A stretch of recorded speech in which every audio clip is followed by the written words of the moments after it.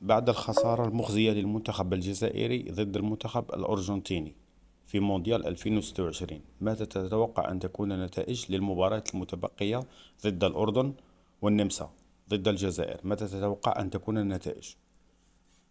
بصراحة بعد الأداء اللي شفناه ضد الأرجنتين ممكن يكون عندنا نوع من التراجع في الثقة عند المنتخب.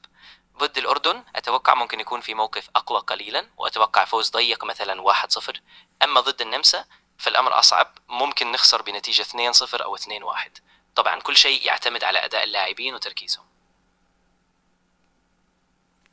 يعني أنت تتوقع فوز الجزائر على الأردن وتوقع نتيجة صعبة ضد النمسا. بالضبط، هذا هو التوقع في الوقت الحالي.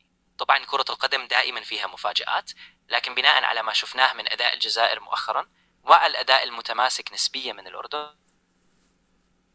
أعتقد الفوز على الأردن ممكن، لكن مع نمسا الوضع أصعب بكثير. شكرا.